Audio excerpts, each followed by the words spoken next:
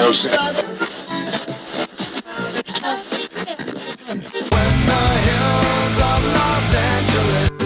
Angeles, I'm in most Hollywood nights.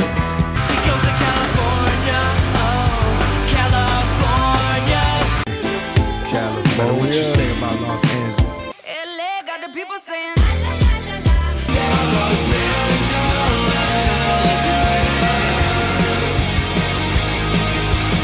You're listening to Corner of the Galaxy on cornerofthegalaxy.com.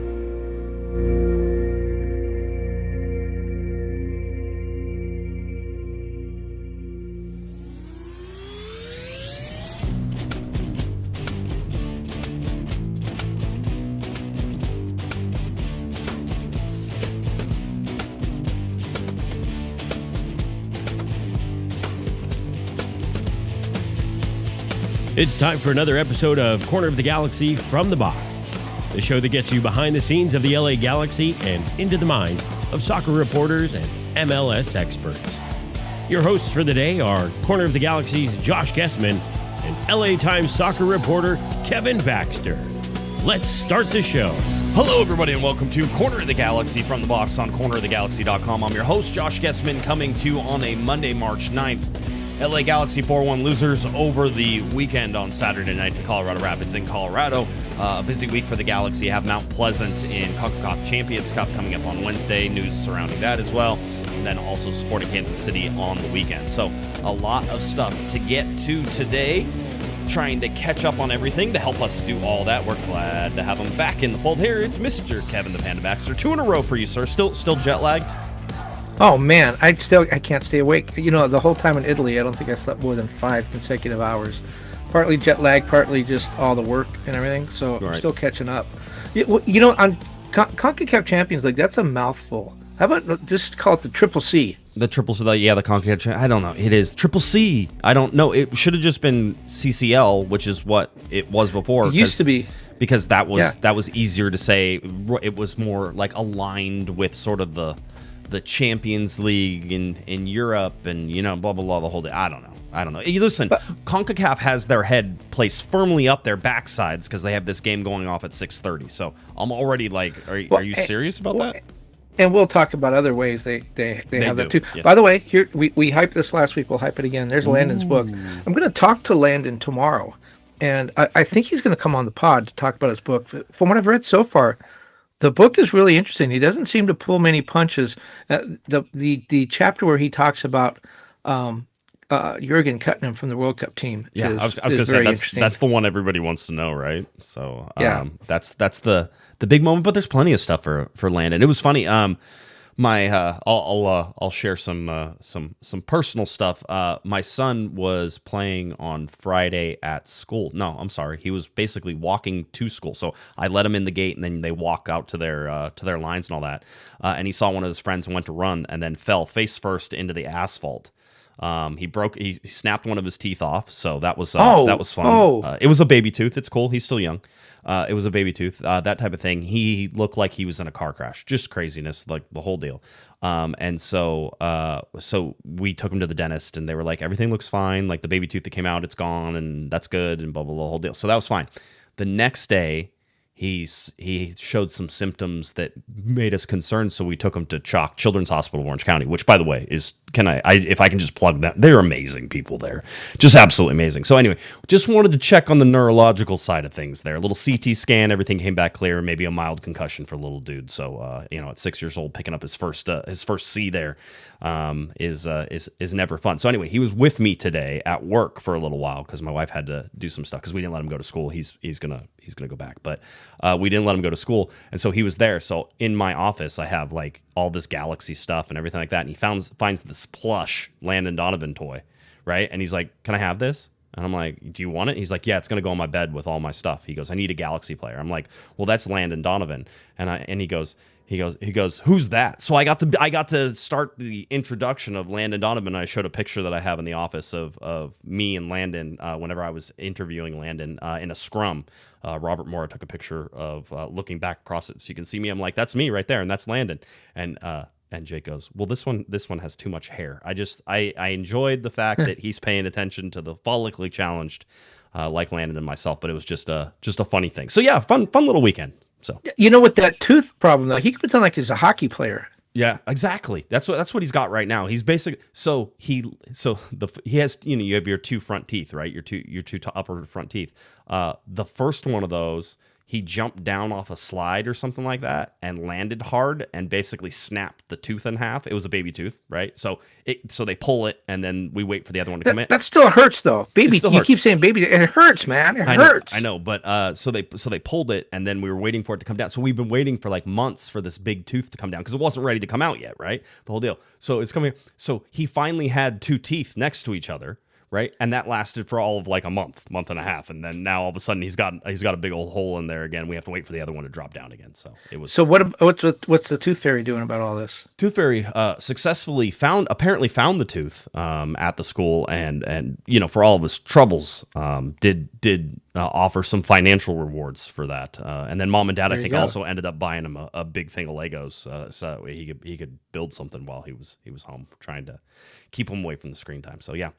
That's it. That's fun. That's a really good idea that you didn't let him go to school, because with those head things, you never know. He's going to go tomorrow. It could happen in an instant. Yeah, he's going to go tomorrow, so we feel pretty good. Like he felt he had a nice normal day today, so that's what we expected it to happen. So we'll be good. So they also have half days all week. So that was my fun weekend. On top of, we got back from the hospital and immediately I got home and got to turn the game on because it was just about that time. So didn't miss any Galaxy. So he was very convenient that way. Still got to watch the LA Galaxy, although sometimes I think maybe I shouldn't watch as many games. I will say this about this game. I'm going to be like this. I'm going to sound rather obnoxious, and I can tell already, because this is how I was sounding the whole weekend. I can usually tell when the LA Galaxy are up for a game, when they're not up for a game, right? And I think a lot of us can. You watch soccer long enough, you can usually tell if this is going to be a good game, how things are sort of going to happen. I watched that Colorado game, and right up until the point around the 60th minute, and we all know what happened in the 60th minute, right around that point. I felt the LA Galaxy were in control of that game. Yes, they allowed the first goal. And as someone who said, I want to see on Thursday, Kevin, I said, I want to see how the LA Galaxy react when they get smacked in the mouth. Let's see what happens, because we sort of watched them score ahead of time, and could they come back, and would they abandon the game plan? Would they fall apart in, the high altitude, a place where the Galaxy don't win in Colorado? I mean, the Galaxy don't win in Colorado. We know this. But there was something about what Glesnes was saying ahead of that, which was we have high expectations for how we're supposed to be going. Now, just a teaser on this, the Galaxy are now 18 games winless on the road in a row, right? Because they didn't win a single game on the road last year in Major League Soccer. So that was 17 away games.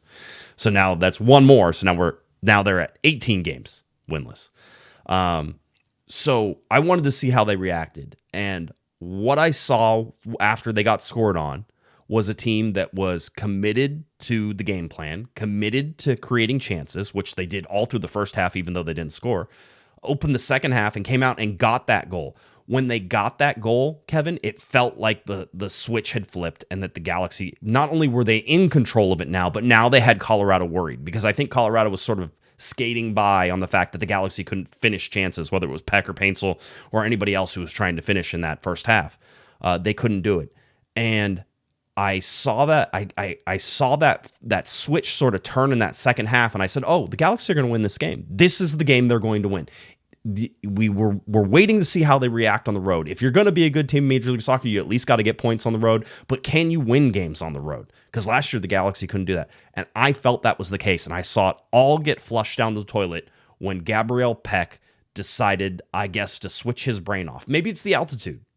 But I was thoroughly convinced the Galaxy were going to win that game. Especially after they got their first goal and tied it up, and then I saw it all just shoot right through the wood chipper there. No longer there. So I don't know that I've seen a more frustrating game, at least from my observation side, of being like the Galaxy are going to win this game and watch them just kick it, just straight out the side. Well, yes, they fell behind midway through the first half, like you said, came back, scored early in the second half. Klaus's fourth goal of the year. tied for the league Right. league lead. Yes. And I was actually covering the Kings that night, so I didn't get to see the game, but I did follow it pretty closely, and I watched that the replay of the second Pec yellow card, which was led to the ejection. Watched the replay multiple times, and I can't for the life of me figure out what he was thinking. He chased the guy all the way up the field, but he had Glesnes in front of him. There was nowhere for that Colorado player to go. No. Colorado player was well defended on that play. Peck was chasing him, which is fine, but he didn't have to try to do the slide tackle from behind. That's going to be a yellow card every day, all day, and there was no reason for it. It was at midfield. The guy's not going to score from midfield, and as I said, Glesnes, one of your best defenders, is right on the guy. Right. There's no reason for that play. And that was the game. I mean, because then the second time the Galaxy gave up points, I think as you said when we were preparing for the show, Galaxy have given up, 4 points on red cards this year? I think so. So realistically, the New York City game is, you're giving up 2 points there, right? Because you should have won that game and it was a tie. So that's 2 points. And in this game, I feel like it was a win. It should have been a win. Quite honestly, the way that they were playing in the second half, they probably win that game. So that's 3 points. So that's 5 points for me that I am like, you flush 5 points. And not only that, the Galaxy have now played 2/3 of their league games down a man, right? Like they've gone into 2 different games and done boneheaded things, whether it was Garces. I mean, the happiest person in the world right now is Amiro Garces, because Amiro Garces suddenly doesn't look so stupid for causing the first yellow card, or for the first red card that he got in the first game. It's Gabriel Pec looks way worse than Garces does now. And I don't know. There's a lot to get to because there's other things involved in this. So let's rewind just a little bit. Well, wait, I just want to touch the third rail here, because I know how you feel on this already, and this is going to light you up. But so as you mentioned, they played 3 league games. They had red cards in 2 of them. Stupid mistakes by players defending. Is this the lack of discipline? Is what it is? Is the lack of discipline on the players, or is this something that's on the coaching staff? Do I see a giant lack of sort of emotional intelligence? I don't know, of the lack of discipline. I don't, but I do see players, especially in Amiro Garces. I see players like Amiro Garces being like not paying attention, and that's what gets him in trouble, right? So it's sort of like, hey, pay attention, the whole deal. He puts himself in a weird position. That one is less of an argument for me. Like, I could be like, I can understand sort of that situation where you get beat, now you're chasing. You just have to be careful there. And there's enough controversy in that second yellow and the penalty kick and the VAR that I'm almost willing. Again, I think Amiro Garces comes out looking a lot better now that Gabriel Pec does this.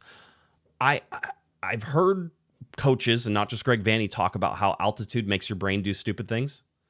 And I wonder if, after running as far as he did and doing that, if the lack of oxygen to his brain suddenly created this brain fart that he's like, oh, well, I need to slide tackle this guy. It makes no sense. So I literally have to sit there and throw my hands up. But I'll say this. I will put this. I think Greg Vanney can be too nice sometimes. All right. And I told you this before the show, so you can validate this just because I see people saying in the chat room to him. I'm not stealing from the chat room. I said this before the show. If I'm Greg Vanney and I go into that press conference and we asked Greg about things, it was let's see, who was it? It was me, Rob, and Sophie, I believe, in the press conference. But I asked Greg Vanney about the game. How do you not light Gabriel Pec up in that? He's young. He's going to make mistakes. He's going to do things. But how do you not say, hey, this one we got to hang on Gabe. Yeah, we could have done a better job trying to survive it. Yeah, me as Greg Vanney, I probably could have done a little bit better job on the subs too. One of the guys he did point out was Novak Micovic and the save that got pushed right back down the middle. Those are mistakes that Galaxy starting goalkeeper, who's supposed to be, the next coming, can't make. And so Greg went after him a little bit. But how do you not go after Gabriel Pec? You can let all the players say, oh, man, we feel bad for Gabe, and Gabe feels bad, and Jakob Glesnes basically said that as much. But how do you not light into him? Because right now, and I don't think it's a character flaw. I think Greg Vanney's just he's a nice guy coach. He will say things to people's faces. He doesn't want to adjudicate it in the press and the whole deal. But how do you not sit there and say, hey, if it wasn't for Amiro Garces and Gabriel Pec, this team would have 5 more points than it does right now, and it would be sitting, into the tops of all the other undefeated California teams right now.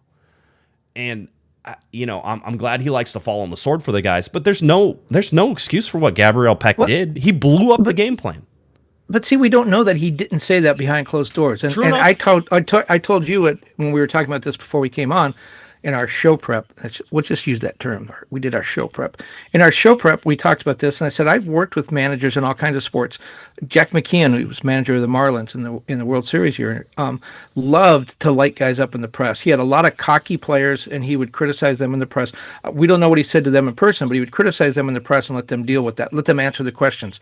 And I've seen other managers, I think Greg Vanney is one of these, who will not say a bad word, will not rip a guy in the press. But we don't know what happens behind closed doors. I mean, Greg Vanney's been a very successful manager. I don't think he lets water roll down his back too often. Right. So, he may have lit him up and just feel like, look, if I'm going to say something, I'm going to say it to your face. I'm not going to say it to Josh Guessman or Kevin Baxter. I'm going to say it to your face. So we don't know that didn't happen. But I, and the other thing is something that Bruce Arena used to say. I always used to ask Bruce, like, do you treat everyone equally? He goes, no, I'm not going to treat David Beckham the way I treat a kid just off the academy team. And so, and there are other things too that, maybe Gabriel Pec is one of those guys that does not react well to criticism, so you don't criticize him. Could be. Maybe another guy really does. I remember Jill Ellis, when she was coach of the women's team, she talked about Sydney LaRue, and she would do this in practice. It was really funny. She'd say, watch this. And she'd tell Sydney, you can't do that. And then Sydney would do it. You can't run, you can't mark that person. And then Sydney would do it. And Jill said, all you got to do to get her to do something is tell her she can't do it. So coaches know that. And maybe with Gabriel Pec, it's like, if I light him up right now, I lose him for the rest of the season. I don't know that. I'm just trying to give, Greg a little bit of breathing room. Maybe that is the situation. Could be. I just, there's points. These are mistakes that are costing points. And, the LA Galaxy, I think, actually have a pretty good team. I really liked what they did against Colorado in that coming out of the second half. I liked how they pressured. All of a sudden, they were turning Colorado over inside their own zone. Like, everything was going the correct direction. It was why I asked the question the way I did, which is, Greg, I know you guys went down in the first half, but it really felt like you were sort of more or less in control of that game. You got one counterattack that sort of came against you. I don't love, I'll tell you what Greg said after this, but I said, I just as an aside from me is, I didn't love some of the way that the Galaxy gave up some of their better defensive positions in the first half, and I think that's what cost them on the first goal. Watch Glesnes come out and try to get contact on the first guy and doesn't get to him and doesn't foul him, and so now the play continues. Yamane was trapped on the inside, and that meant Yamane couldn't come back, so now you have Yoshida coming outside and trying to cover. Maya Yoshida he's not a spring chicken, and he's not going to get there a lot of the times. He's good in good defensive positions. So as long as you keep him next to Glesnes and you keep those guys in good defensive positions, you're going to be okay. Glesnes overcommitted a little bit, I think. I think Yamane overcommitted, and then next thing you know, you have Yoshida who has to pay for that on the backside. I would have liked to see Micovic try to cut that off, because I don't know how you shoot from that side and have that much net on the other side open. But I'm almost okay with the goal. It's just like, yeah, that sucks, but you're playing Colorado, you're on the road, just deal with it, suck it up. And they did. If the Galaxy's, and by the way, I'm going to talk about the Galaxy's DPs tonight. Just remember that it does not include João Klaus, who now has 4 games and 3 goals and is a scoring machine and has been doing a lot of the chance creating that the Galaxy have needed in the 10. But the other DPs, the Paintsel and Peck, they're in trouble this year. They're in real trouble this year. Paintsel comes out injured in this game. I will say this as honestly as I can. Whenever he came out in the second half, and let me pull the time on it. But it was right after it was 50 minutes. Yeah, it was right after halftime. Ball goes down and a cross comes over to him, sort of a switch of sides. He goes to get it, and he just pulls up, and he asks for a sub immediately. And so Greg Vanney after the game told us it was a weird situation. He goes, I don't understand the mechanism that sort of gets him into pulling the hamstring there, or whatever it ended up being. And he didn't have an update for us after the game. But Kevin, you have an update for us right now. Paintsel had an MRI today that Galaxy are waiting for the results, but the preliminary what's the word? The preliminary diagnosis sounds very much like a minor hamstring pull.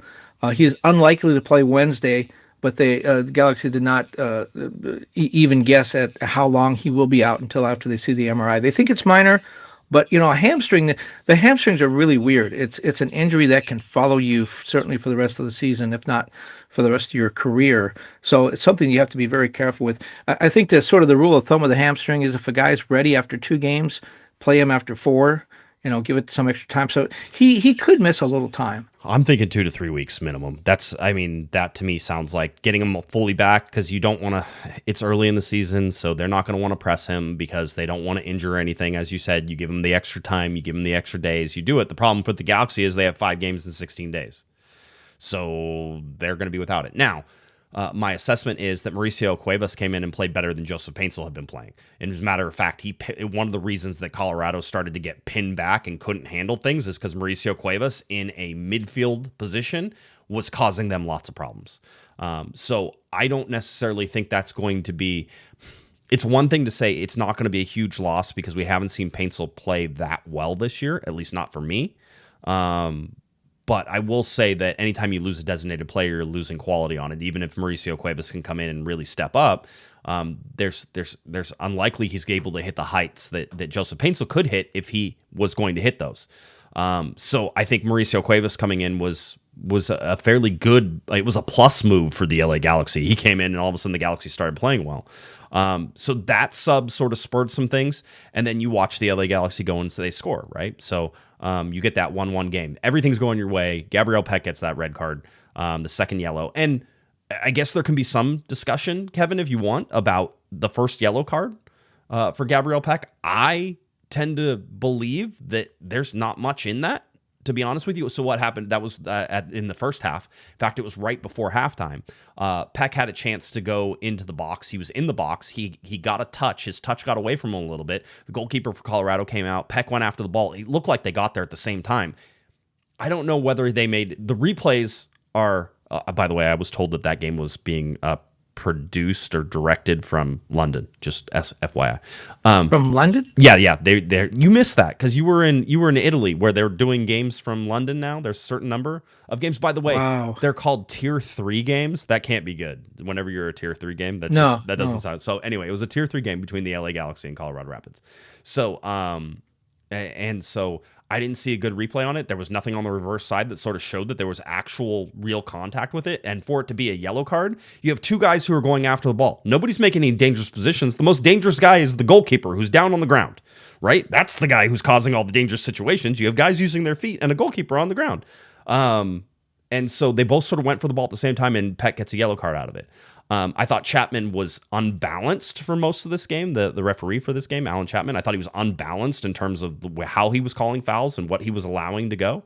There was a scenario where Joao Klaus had a guy who was wrapped completely around him, had his arms completely around him, and Alan Chapman said that there wasn't a foul there because Joao Klaus's arms were back too. But you're watching it, and everybody else calls that a foul. You're like, that's a foul. But see that doesn't excuse Peck, though, because he knew whether it was a good yellow card or not, he knew he had a yellow card. And by the way, Peck, I know you were lining up to sort of go after the other winger. Peck is 3rd in the league in assists with 2. Mm-hmm. And when I look at that, and no, he hasn't played the way we expect him to play. Right. But it's kind of the way they drew it up, right? When they got Klaus, the idea was, look, we got these 2 great wingers who are great at putting the ball into the box. Yep. And Peck has done that for Klaus. I think both those assists were on Klaus goals. Yeah, I believe so. Well, that would be pretty easy to assume he's scored most of them. So yes, that's how that goes. Yeah, I mean, I'm okay with that, but go back and watch that game and watch Gabriel Pec squander chances inside the box. Go back and watch Joseph Paintsel squander chances inside the box. The ball that comes over the top to Joseph Paintsel where he's inside the box and all he has to do is bring it down and shoot because there's nobody there. And his first touch just launches it right into the goalkeeper. Like it was an easy save. It ended up being nothing. That's such a high chance of scoring for that. Yes, it's a difficult ball to bring down and score, but he's the designated player, right? He's the one who's supposed to be able to do that. I just think that the Galaxy, except for Klaus, are not meeting their offensive obligations, and you can't say the chances aren't there. We argued in the New York City game that there was no defense, there was no midfield, and therefore there were no chances being created.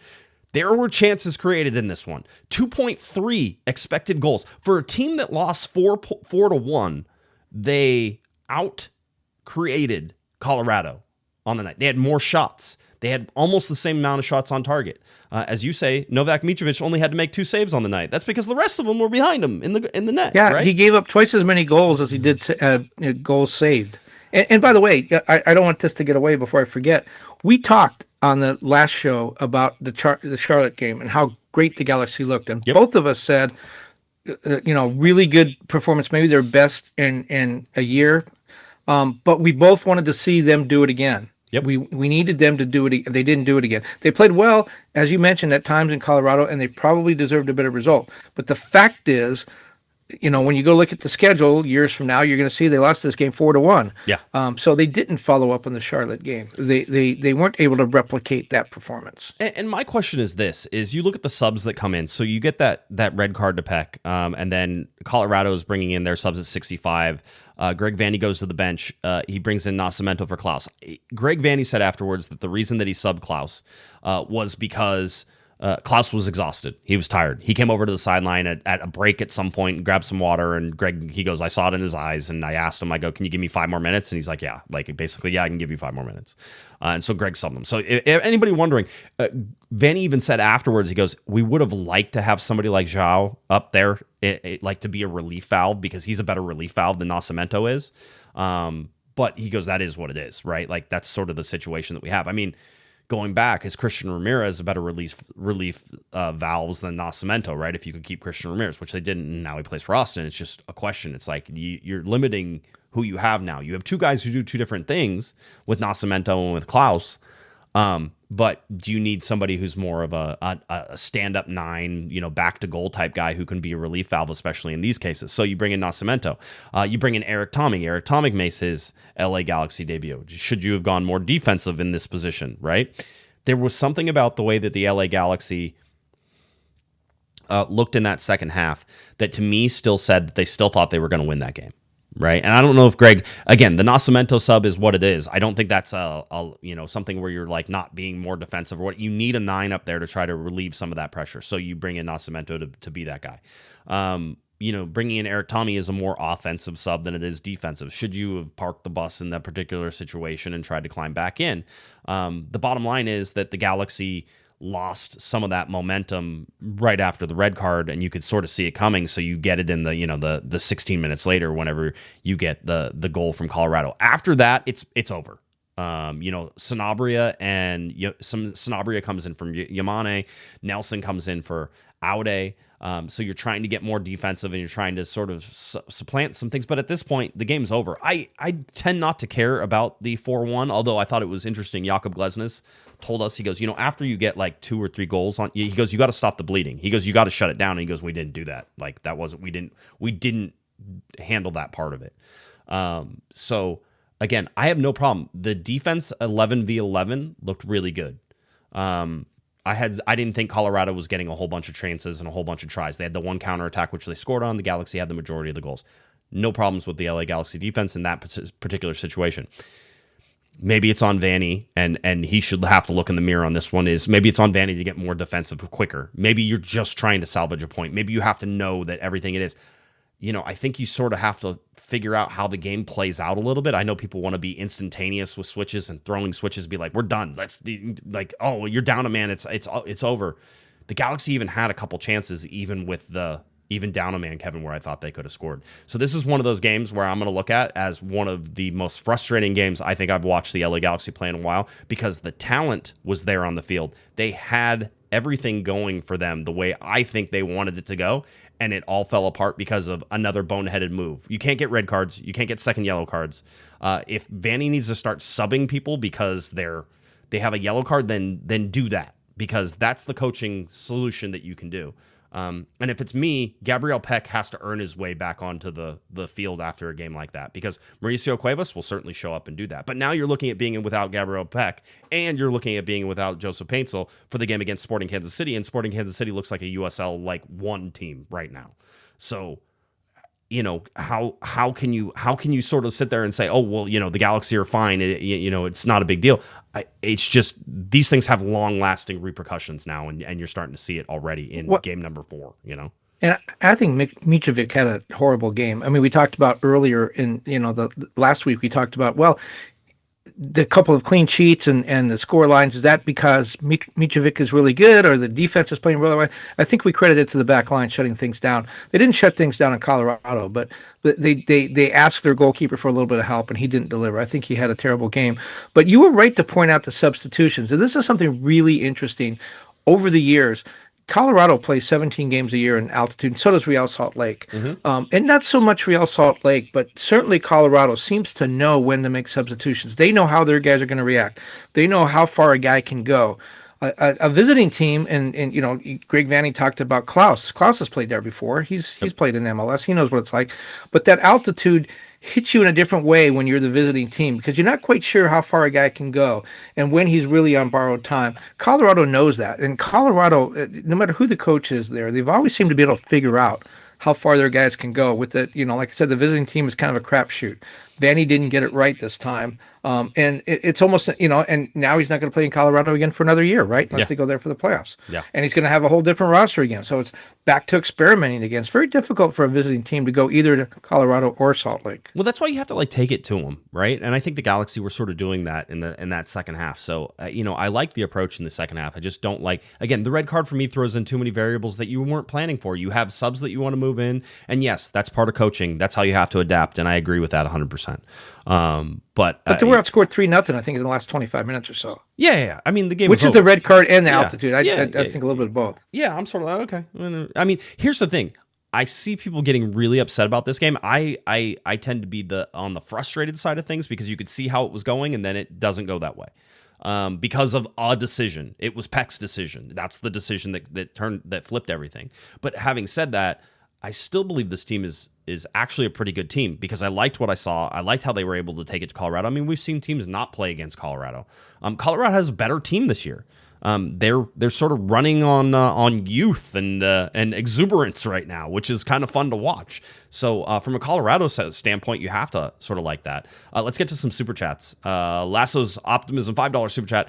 Evening gents, our wingers were expensive Saturday. Tough learning experiences or more 25 or more. He says tough learning experiences or more 25 silliness, more 2025 silliness.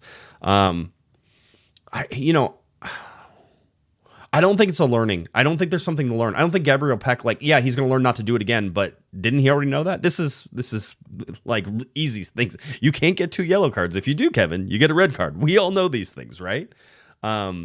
He maybe needs to trust his teammates a little more. Maybe that's a lesson that can be in there. This is a team that likes to play team ball. It's funny because I actually have another comment right after this that talks about Vanney ball too. So I don't know. Do you think there's there's something to learn from this? It feels if they didn't learn in the 16 game winless start last year, if they didn't learn during that, they're not going to learn now. But you're right to point out that if this is a good team, and I'm still a little bit right. I need to be convinced.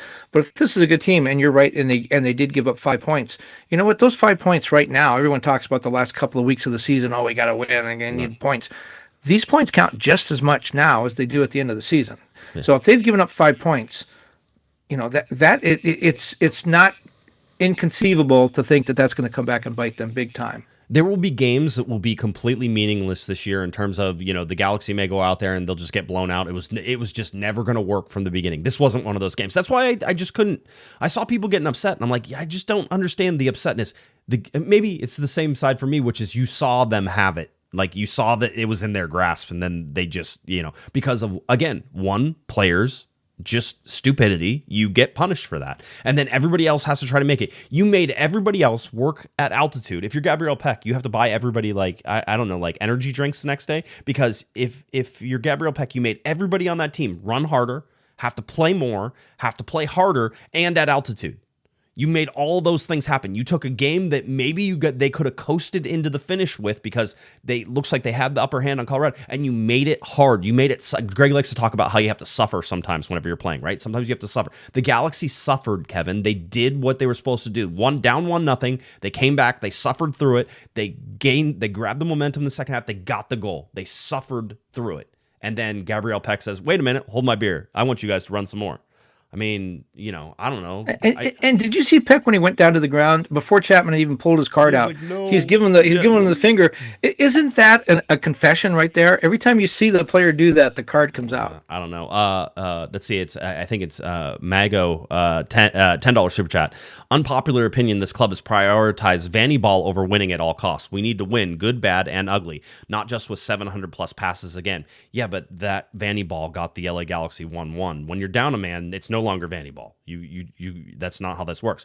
I do like the whole winning ugly though. Like, I don't care. Make it just get points. Like, figure out a way to do it. Stack all 10 players that you have left after Gabriel, to stack them all up in the goals. So that way there's no space in between anywhere, Kevin, and just let Colorado shoot for the next 30 minutes, right? I don't care about that. Adam, $10 super chat. This game was one to watch for Micovic for me because the previous 2 games he didn't face too many shots compared to the Colorado match. He didn't convince me about his performance. I don't know. He said that before we said it, by the way. So I would just like to point out that I think there's question marks, and I think he's going to have to deal with that. Yeah.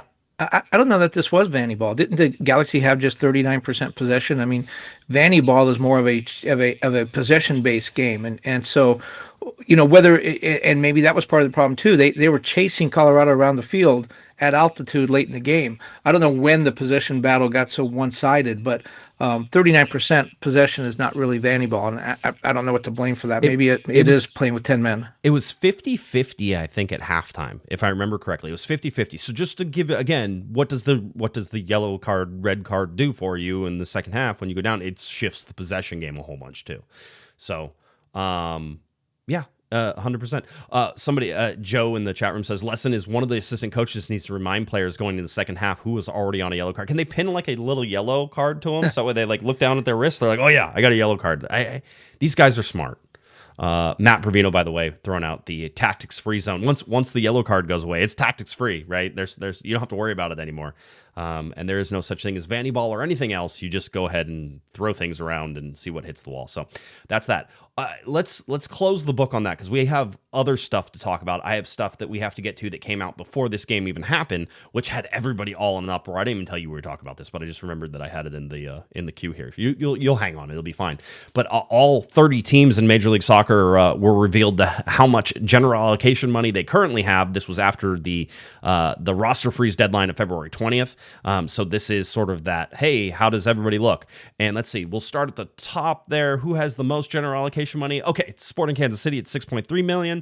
Awesome. Wow. Who has the least amount of general allocation money? Oh, that's the LA Galaxy with $0. Now, that's the second year in a row that I think they've been releasing this, that the Galaxy have come out. By the way, this is gonna be a joke, but I want everybody to go along with me here. How good are the Galaxy? They can land on $0 every time. Like, there's a lot of complicated math going on here, Kevin. And they are not just. Are they like borrowing money from Don Garber? Be like, yeah, we're like $100 short, Don. Just like toss it in. We'll be at $0. We'll be good. The whole deal. But the Galaxy had $0 in general allocation money. Kevin, when you see that, how does that?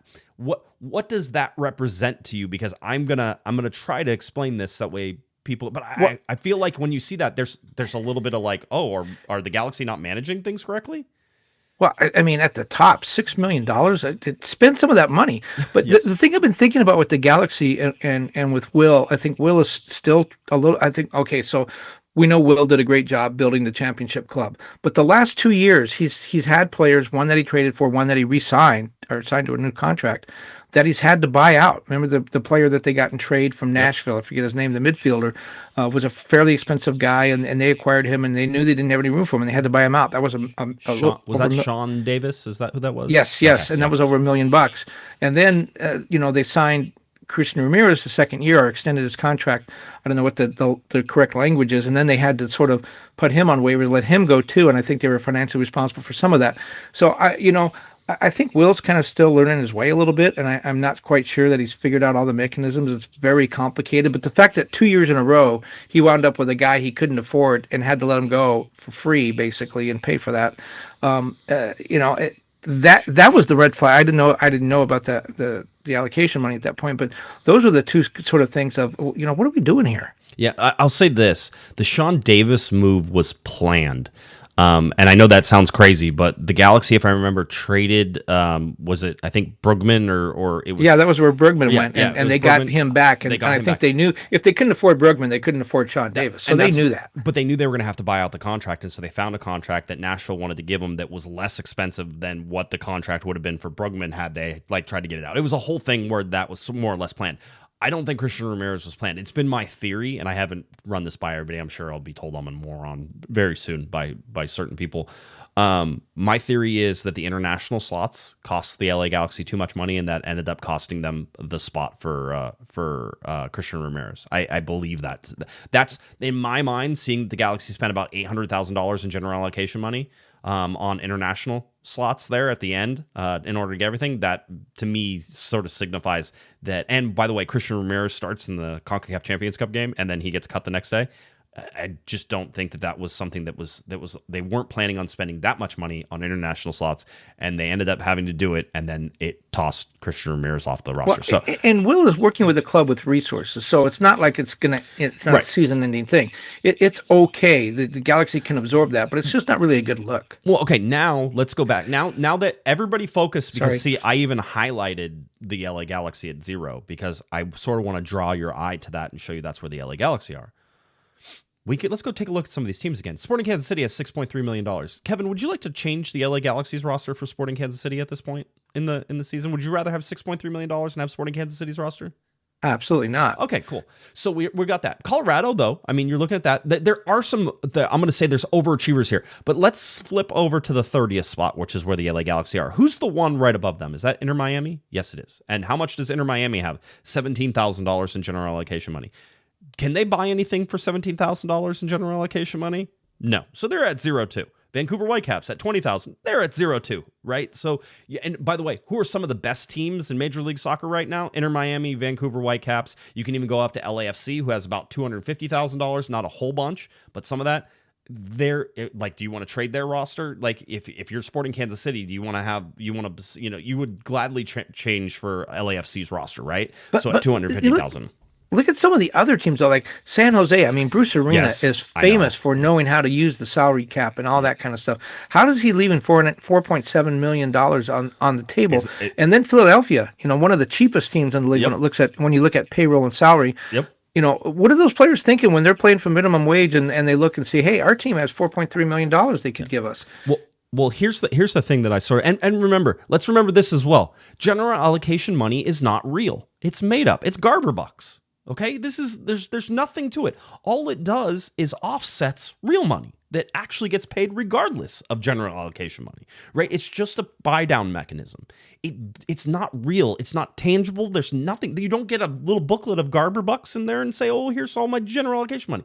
It's nothing. All it is to pay down against the salary cap. So technically speaking, and you're right, whenever you see the general allocation money sort of sitting there, it's stuff where it's sort of like, well, you're sitting out on the shelf. Like if you're on Sporting Kansas City, you're like, well, when are you going to go out and get the guys who are going to cover the $6 million? That's $6 million of salary cap that you get to cover on with that general allocation money. Do you know why people of my generation are better at managing resources than people of your generation? Yeah.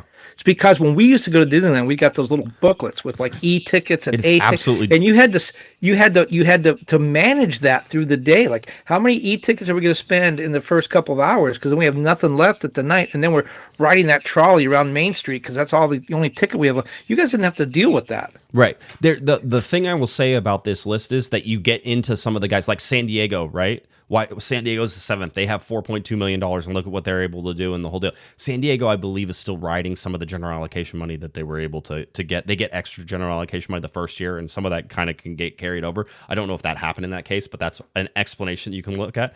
But for the most part, you're looking at the value teams over here on the left-hand side, right? You're looking at the Philadelphia Union. You're looking at Real Salt Lake. You're looking at San Jose Earthquakes. These are the people who will try to find the value in things. Over on the right-hand side is where you get the big spenders, right? You get the Miamis, you get, even Red Bulls on that particular one, but you get Vancouver Whitecaps who you would say, well, they're a value team. They were a value team, and then they got Mueller on that, and they're one of the big players now, and they also went really far last year.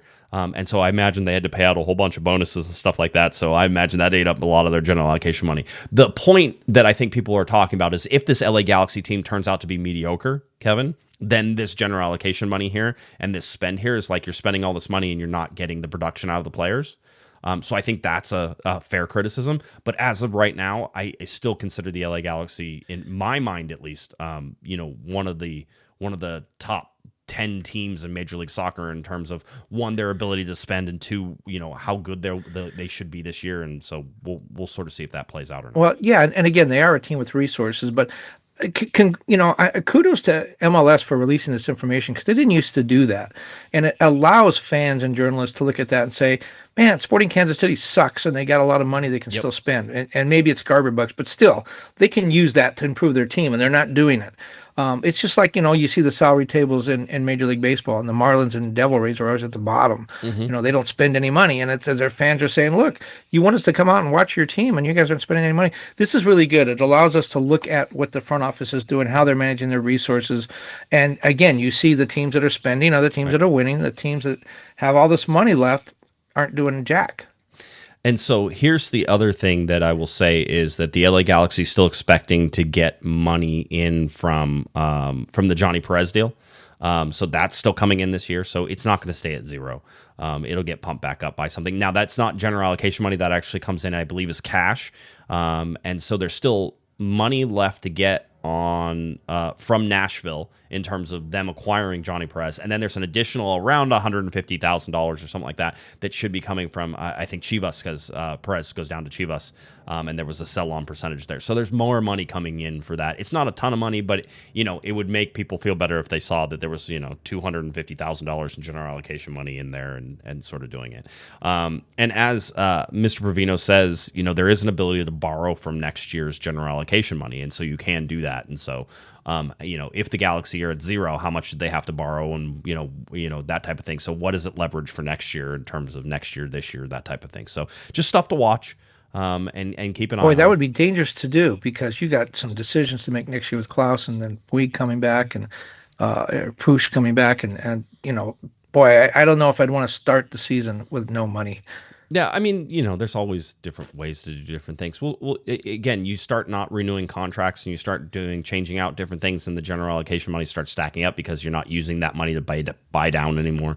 So it sort of gets created in that offseason. So let's get to the LA Galaxy here and finish up right now. Currently in 8th place in the Western Conference, but not 13th place, but 13th place whenever they're in the Supporter Shield standings. So I don't know if you're... And they were 5th. They were 5th. They were 13th. They were. You drop a little bit for sure. Schedule coming up: the LA Galaxy have a game against Mount Pleasant at 6:30 p.m. on a Wednesday. CONCACAF just so stupid. 6:30 p.m. on a Wednesday coming up on the 11th. So that game coming up quickly. And then the LA Galaxy will play against Sporting Kansas City. And after what I'm sure I've talked all the smack about Sporting Kansas City, they'll probably smack the LA Galaxy and beat them too. It's just how sort of some of that stuff works. So and then away to Mount Pleasant on Thursday, which is about a 7-hour flight heading all the way down to Jamaica. And then they will come back and have to travel all the way up to Portland. I think I already said circle the 22nd in Portland as a loss, but that was... Well, you circled that Mount Pleasant game already. Well, I circled them there. See, yellow is for home, red is for away. No, I see. That's the center circle. Yeah, that's the center circle. Yeah, I thought it was a circle. Do you want your Mount Pleasant update? Let's get to it. The LA Galaxy taking on Mount Pleasant coming up. This is the Caribbean Cup winners, who are therefore get a bye into this round. So they have not played previously in CONCACAF Champions Cup. This is the first time these two teams are meeting. Mount Pleasant, of course, from Jamaica. The big news coming out earlier, I think, or later last week, was that basically the sporting director of Mount Pleasant said that the club would be without at least 10 first-team players when they face the LA Galaxy in CONCACAF Champions Cup, and that was because they couldn't secure visas. Kevin, you want to give us more information and background on that? That was a nice graphic there. You could have run the LA Times story on that. I would have got some hits, some clicks, but that's okay. So basically what happened in the story is Mount Pleasant, they have 6 Haitian players. on the roster. As you may know, Haiti is one of the countries where the Trump administration has said people from Haiti cannot come in the U.S. No way, no how. And so those Haitians were denied visas, despite the fact they're in the administration's own law. It says that there is exceptions for athletes and officials with a sports team. So the State Department could have given those visas out if they had chosen to. There's also 4 other players, apparently Jamaicans. There's a total of 10 players that did not get their visas. Now, I talked to the State Department, and their statement was, I'll just read it to you. It makes no sense to me, but I'll read it to you. The Trump administration is putting American safety and security first through our visa process while facilitating the success of major American and international sporting events. The department issued visas to all Jamaican athletes who completed applications to play in the tournament. Due to visa confidentiality laws, we have nothing further to share. So they really said nothing on that. But basically, I was told today by CONCACAF that Mount Pleasant is here. They've come with an 18-man roster. They didn't go any further than that. Apparently, a lot of those players are academy players because 10 first-team starters, while their whole starting lineup, was not able to come.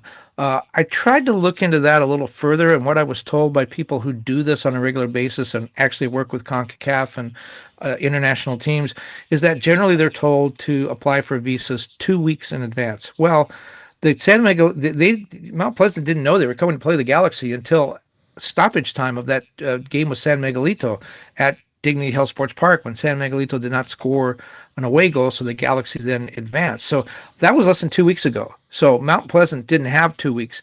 What someone at CONCACAF told me is that they tell their teams to apply for those visas in advance. So San Miguelito or Mount Pleasant did not know they were coming to the U.S. They could have gone to Panama. They could have gone to another country to play this game. But what CONCACAF is saying is apply for visas everywhere. Just get visas every country in the world and be prepared to go. For a team like Mount Pleasant, who is not a wealthy club, those visa, you have to pay to get those visas. My understanding is even for a sports team, that can get a little bit much if you're paying for visas to different countries. That could get to be a little bit much. So I understand Mount Pleasant waiting, but what I don't understand is this is a legitimate competition, and the Trump administration's own rules say that you can make exceptions for athletes. They should have done this. But then you look at the Cuban baseball team in the World Baseball Classic. They had 8 players of their traveling delegation denied visas, including their pitching coach, who's a well-known international pitcher, Pedro Luis Lasso. He didn't get his visa. I can only, Stephen Bank, the UCLA professor who follows a lot of soccer stuff. I love me some Steve Bank. He's great. Steve's great. Well, he responded to my story, and he actually read my story. Didn't read the one that you posted. He actually read my story. That one was first, by the way. Just letting you know. His reaction to it was one of two things: either the State Department, the Trump administration, does not consider CONCACAF Champions Cup, the CCC, to be a legitimate competition, even though it's the most prestigious club competition in the region, or this is a lot of trouble for the World Cup because we're going to go through this with 47 different teams coming to the U.S. in the World Cup, including 3 that are on that ban list, which is Haiti, Senegal, and Ivory Coast. And then we don't know what's going to go on with Iran. So I'm looking forward to the World Cup being a complete mess when it comes to visas. I mean, it certainly feels that way. For a sporting competition, the rule has usually been that whenever it comes to sporting, it's an exception, and let's figure out a way to get people in. So that way because the idea of playing sports between countries is a better sort of handshake between countries, and being able to trade the values of sport between the two is a better deal than restricting people from coming in and playing sports. I certainly hope that some of that returns because being able to see teams play each other from different places all over the world is what the World Cup is about. It's honestly what CONCACAF Champions Cup is about too. When else will we get to see a Jamaican side come in except for CONCACAF Champions Cup or CONCACAF Champions League, whenever it was that? This is the time when we get to experience those CONCACAF teams from places that we don't get to watch, like Panama and Jamaica and those other places. And we want to see them at their best. And as you and I talked during our rigorous show prep, for an athlete to actually be in a sleeper terrorist cell, I mean, imagine dedicating your whole life to becoming a first division, first team soccer player, just so if your team is lucky enough to qualify for this competition that you get to go to Dignity Health Sports Park and set off a sparkler, at midfield. Right. That doesn't happen a lot. I've actually covered this whole visa issue going back decades, and before 9/11, Major League Baseball, for example, they had something called a visa slot, and that visa slot would be like you're Josh Gessman, you come in from the Dominican Republic and you're pitching for the Dodgers minor league team somewhere, and you blow out your arm. Right. Then you go back to the Dominican and I take your visa slot. I don't have to qualify for a visa. I get your slot. And then after 9/11, Major League Baseball looked into the visas they were giving out. They found over 500 Latin American players were playing in the U.S. under visas that they didn't qualify for. The San Diego Padres had a minor league pitcher named Maria. For years, he just used his sister's birth certificate, and Maria was pitching for the San Diego Padres. But the point is, they got very, very stringent about that, and it became much harder to get visas for all kinds of athletes. But I can't imagine the Dodgers, if they want to, or any major league team, a basketball team, if they want to bring up a player, and we've seen this with the Galaxy when they sign an international player, it doesn't take them 2 weeks to get a visa to work here.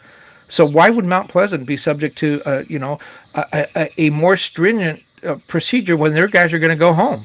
I mean, again, Gabriel Pec comes in, gets his visa, he gets to stay here and play for how many years? Right. All of a sudden, the guy coming in for a weekend, gets denied because he's just coming for a couple of days. The whole 2 week rule, I get it. Everyone's told me there's this 2 week rule.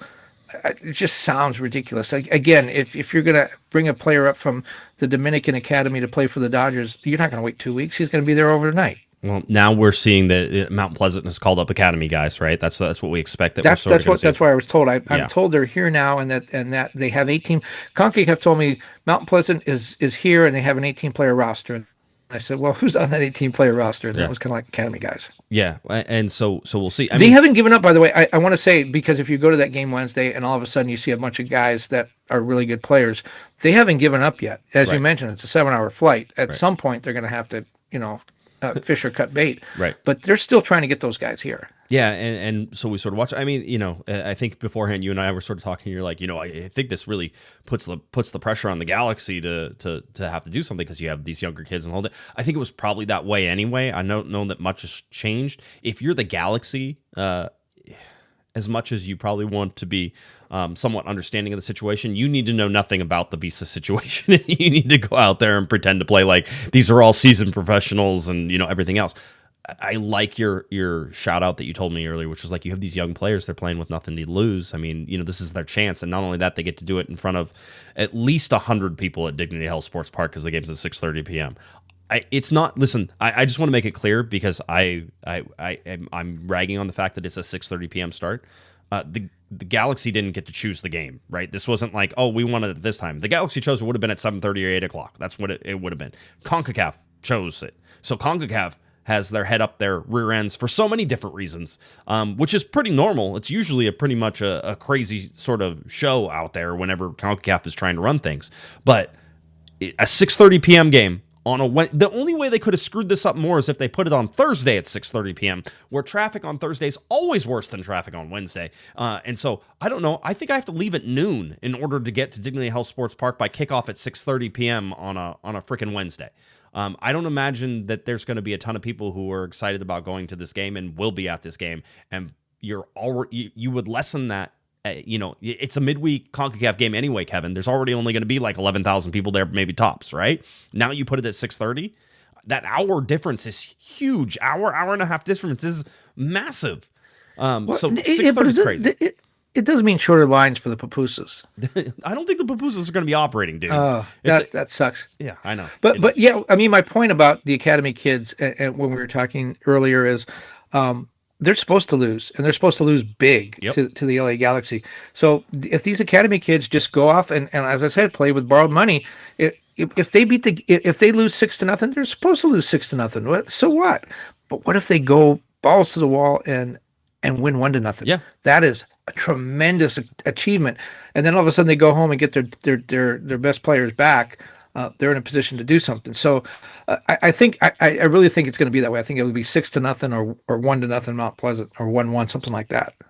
Could be interesting. This is one of those where the LA Galaxy can win this match right here at Dignity Health Sports Park on Wednesday.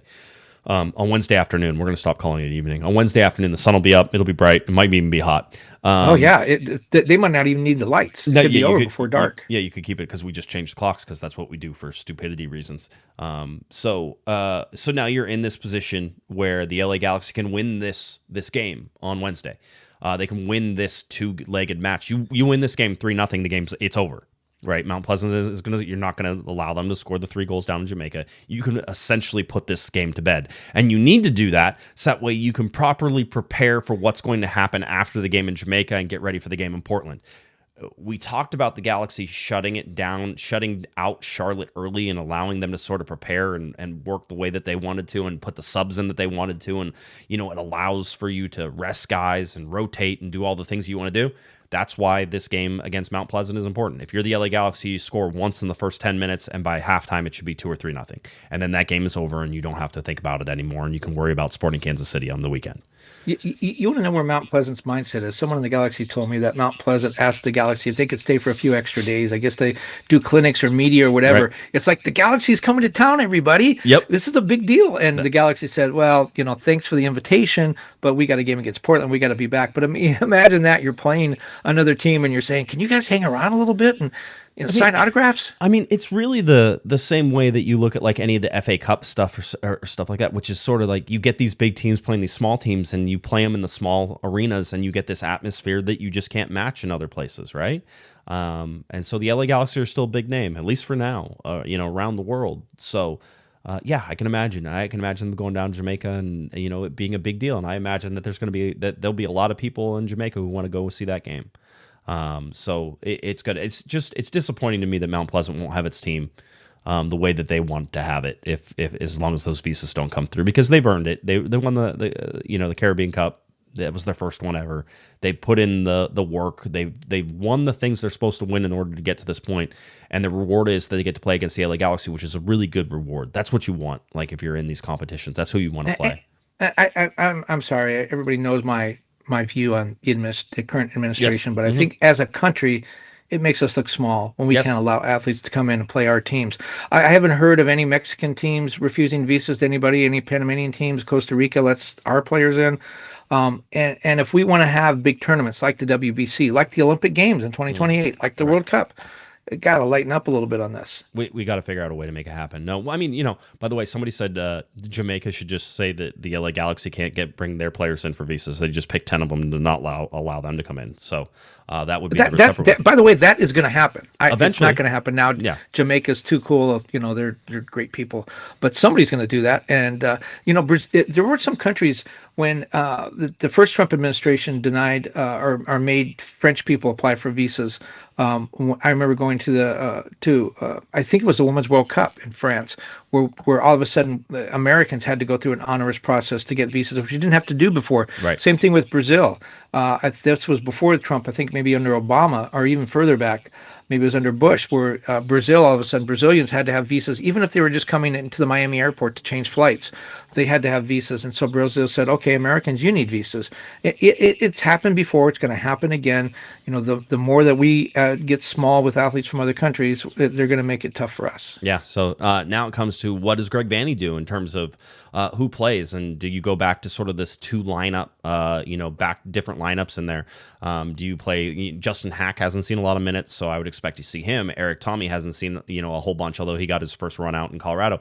Maybe an extended time for him coming in. Maybe Nascimento is your starter up at the 9 to sort of rotate and get everything ready. But you also have what I would consider a very winnable and you need to win game against Sporting Kansas City coming up. It's not a must win, just a need to win game, because SKC does not have their full team sort of put together yet.